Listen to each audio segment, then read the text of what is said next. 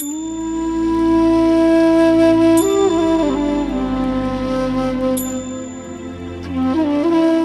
पथ कितना कठिन रहा होगा ना।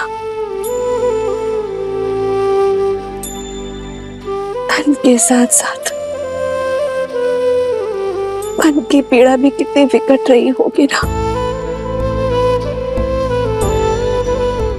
सब मेरे कारण।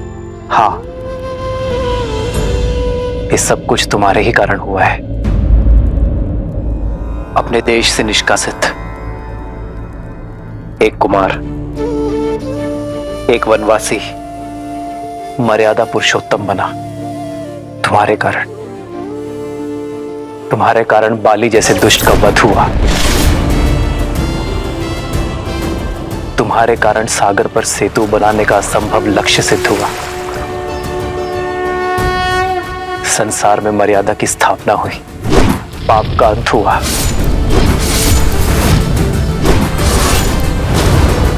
ये सब तुम्हारे ही कारण हुआ ना सीते। तुम्हें लगता है तुम इस यात्रा का लक्ष्य थी, पर मेरी दृष्टि में तुम इस यात्रा का आधार थी सीते। संसार ने देखा यह युद्ध राम ने जीता, परंतु ये राम जानता है कि यह युद्ध सीता ने लड़ा। ये राम से अधिक सीता की जीत है सीते। इसलिए संसार और राम की ओर से तुम्हारा कोटि कोटि आभार। इस बंदिनी की प्रशंसा करके आप उस दुख, उस कठिन पथ की यात्रा मेरे मन से नहीं भुला सकते आर्य। बस एक इच्छा है, लंका तक आपके पहुंचने की यात्रा यदि देखने का सौभाग्य मिल जाता तो ये सीता तर जाती, संसार का सबसे सुंदर तीर्थ कर जाती। यदि कभी अवसर मिले तो अपनी जीवन संगिनी को अपने जीवन के साथ कठिन मार्ग भी दिखाइएगा। सीता की इच्छा तो राम के लिए प्रकृति का आदेश है। जन्मभूमि जाने से पूर्व हम दोनों कर्म यात्रा का मार्ग एक साथ फिर से देखेंगे। सीता, इसमें इच्छा पूर्ति तुम्हारी है, किंतु स्वार्थ मेरा है। रघुकुल सदा अपने सहायकों का आभार मानता है।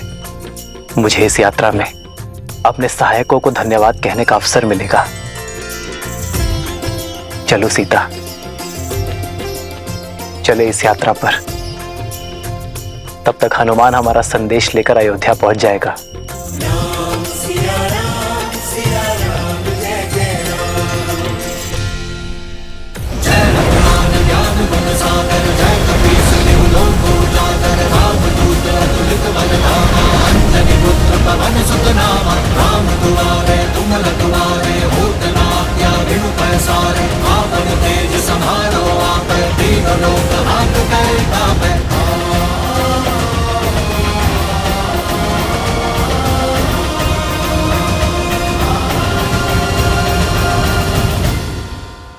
जय श्री राम।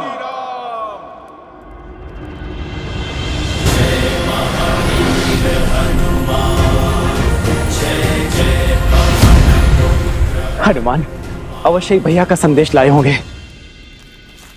भैया भरत को हनुमान का प्रणाम। हनुमान,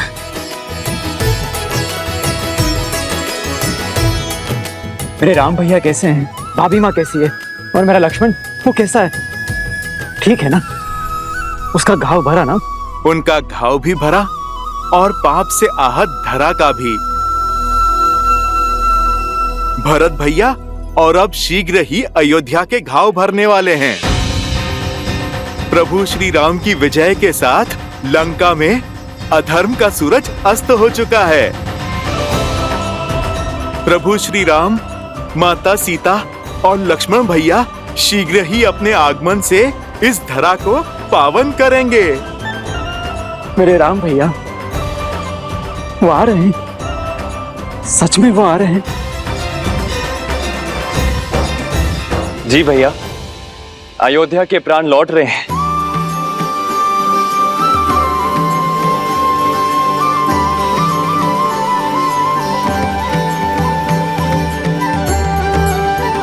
हनुमान, इस प्राणहीन निर्जीव शरीर में आपने पुनः प्राण फूके हैं। समझ नहीं आता आपका धन्यवाद कैसे करूं मैं। प्राण तो आ गए, किंतु राम कैसे आएंगे?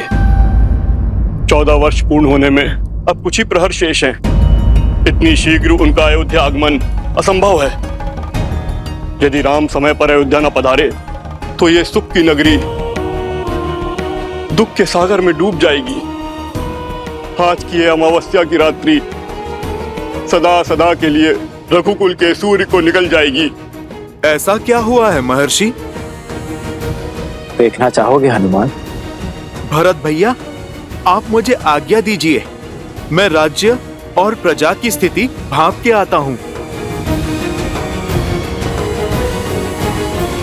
जय श्री राम।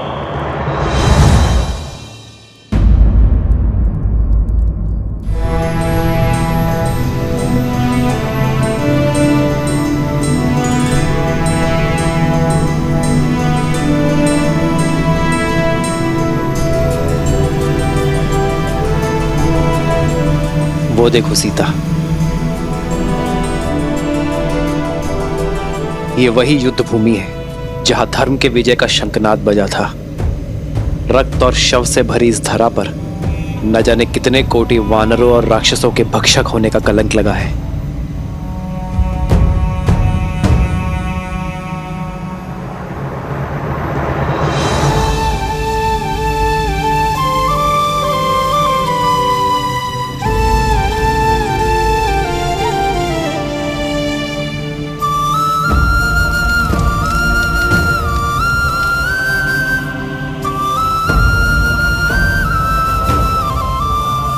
शांति से पूर्व भवंडर आता ही है आर्य।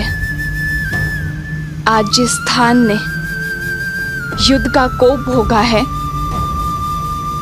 कल यही संतोष की फसल उगेगी। सीता, यहां असुरों के महाराज दशानन रावण का अंत हुआ था, जिन्हें साक्षात ब्रह्मदेव से अजयवर प्राप्त था, पर धर्म के प्रहार और अपने कर्मों के फल से वरदान भी उन्हें बचा नहीं सका।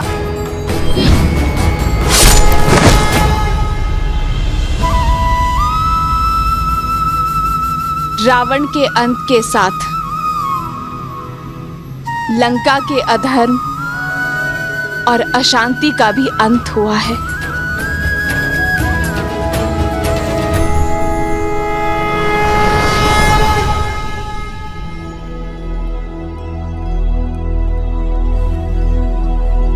बाबा, ये खाना खा लो। बाबा उपवास में बैठे हैं। हाँ पुत्री, अब तो अपने श्री राम के दर्शन के पश्चात ही उपवास टूटेगा। जब तक भक्त अपने भगवान के दर्शन नहीं कर लेते, गले से खाना नहीं उतरेगा।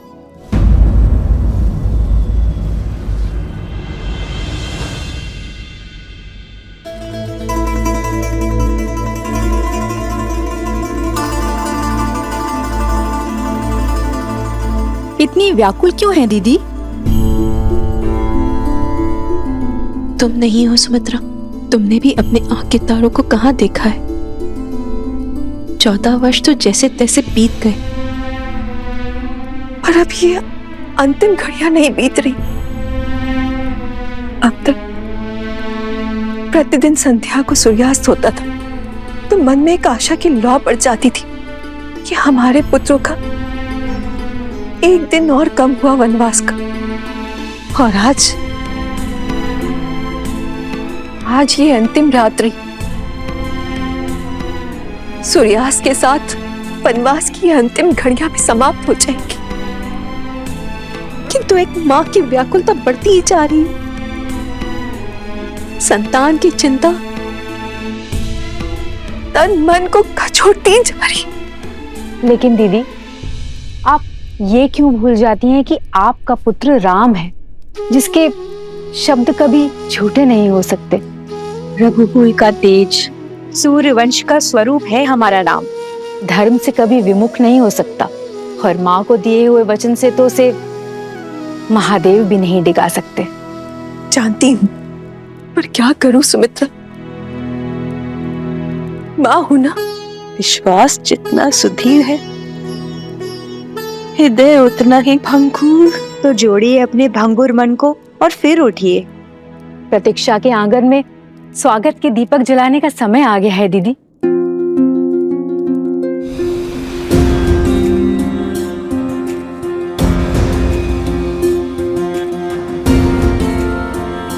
फल ले लो, मीठे स्वादिष्ट फल। प्रेम की हर पराकाष्ठा पार की है अयोध्या वासियों ने, किंतु विरह की आंधी आशा के दीप को नहीं जला सकती। मुझे प्रभु श्री राम के आगमन का उत्साह हर मन, हर जन में भरना होगा।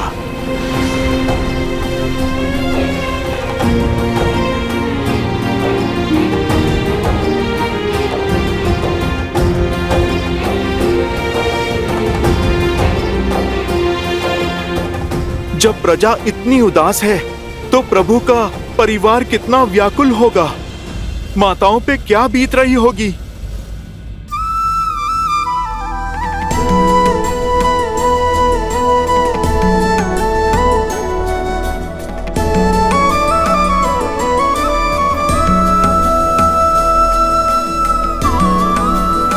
अरे शीघ्र करो, मेरे राम के लिए राजभोग बनाना है। और सुनो, मेरे लक्ष्मण के लिए केले का शाक और पूरी बनी कि नहीं? मेरी सीता के लिए उसके मुख सा सुंदर चंद्रकला भी तो बनाना है। अगर आते ही भोजन मांगेंगे तो क्या कहूंगी मैं? शीघ्र करो। और हाँ, खीर में केसर डालना मत भूलना।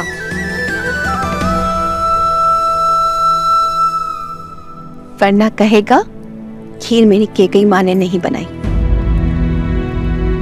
रुक क्यों गई? आंखें नम हुई तो राम कहेगा उसके स्वागत में उसकी माताओं ने केवल आंसुओं से सजाए रखा। और स्मरण तो है ना, गुरुकुल से लौटे या विवाह करके आते ही बस केकई दीदी के हाथों का भोजन चाहिए उसे। वो दिन और थे सुमित्रा, ये दिन और है।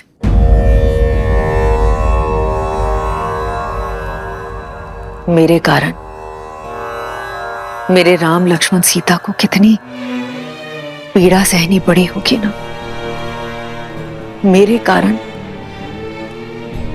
मेरे राम और सीता ने कितना वियोग सहा होगा। प्रभु से इतनी ही प्रार्थना है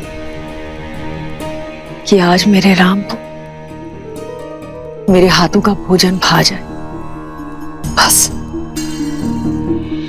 किंतु उनको भोजन परोसने से पूर्व हमें पितरों और पूर्वजों को भोग लगाना होगा। पितरों की पूजा उन्हें प्रसन्न करने के लिए अमावस्या शुभ दिन तो कोई हो ही नहीं सकता। और आज के दिन उनकी पुण्य आत्माएं धरती पर आती हैं और आज की गई पूजा से हमें उनके आशीष का वरदान देती हैं। निश्चिंत रहिए दीदी, रघुकुल का हर तार आज पृथ्वी पर आएगा। मेरे राम को, अयोध्या के नए राजा को आशीष देने, आशीर्वाद देने।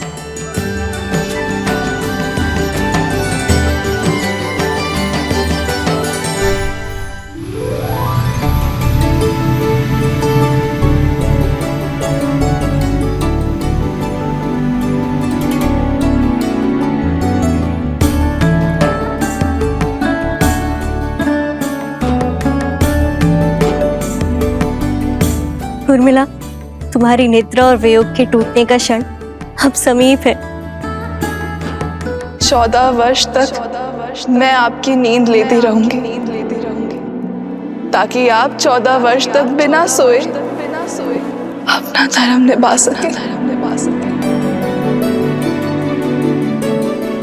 अब समय आ गया है दीदी कि आपकी सारी तपस्या, आपके कष्ट और आपके त्याग दूर हो। जब आप अपने नेत्र खोलेंगी तब आपके साथ आपका सारा संसार झूम उठेगा।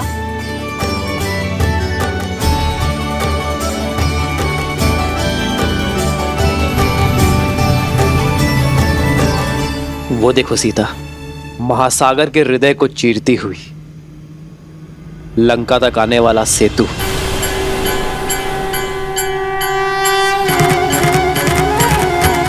प्रतीक है मेरे हृदय को चीरती हुई हर वो पुकार का जो मैंने तुम्हें दी। वैसे तो इसे नल नील, हनुमान और मेरे वानर वीरों ने बनाया है, परंतु इसे बनाने के लिए जो इच्छा शक्ति और ऊर्जा मिली है वो तुमसे मिली है सीता। मेरे वानर वीरों ने दिन रात्रि एक करके श्रद्धा का ये सेतु निर्माण किया है। यहां लगा प्रत्येक पाषाण, प्रत्येक श्वेत की बूंद अपने अंदर आशा की किरण और विजय की आस लिए हुए थी। ये सेतु परिश्रम, परीक्षा और हमारी एकता का प्रतीक है।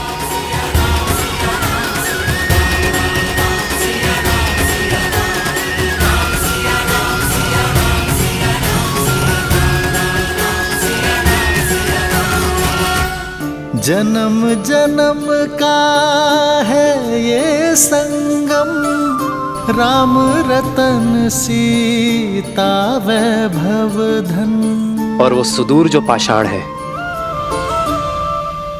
वो है किष्किंधा।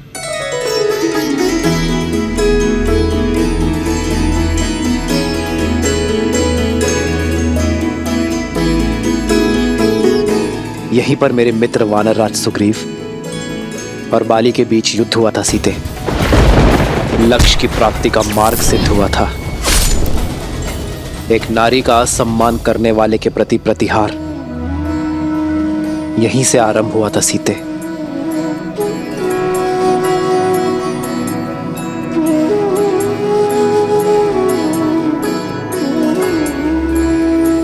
ये देखो वो पर्वत सीता, ये है ऋष्यमुख पर्वत।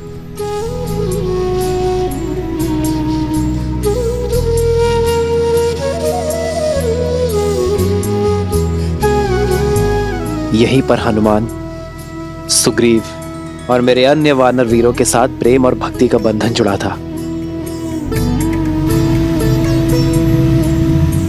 इसी पावन भूमि पर विजय पथ का आरंभ हुआ था।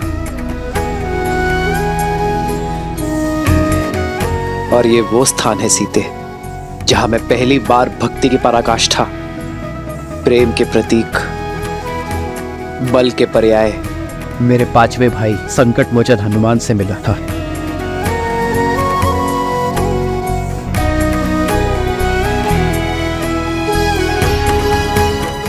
ये सभी स्थान हमारी परीक्षा और हमारी प्रतीक्षा के प्रतिबिंब है सीते। हमारा हर आगे और पीछे बढ़ता पग, हर निराशा, हर संग्राम के चिन्ह है यहाँ। और आज मैं इन सभी से विदा लेकर अपने आधार, अपनी पत्नी, अपनी सीता के साथ मातृभूमि अयोध्या लौट रहा हूं।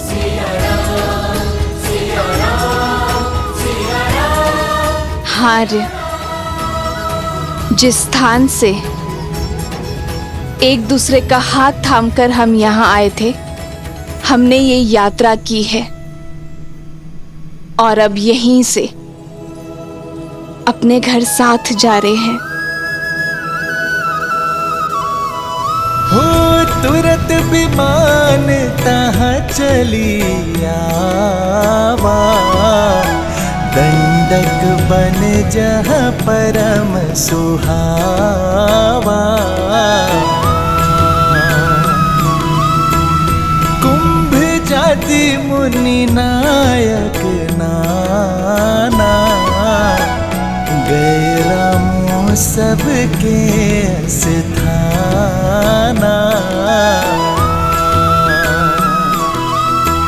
सक सकल ऋषिन सन पाई असीसा, चित्रकूट आए जगदीसा।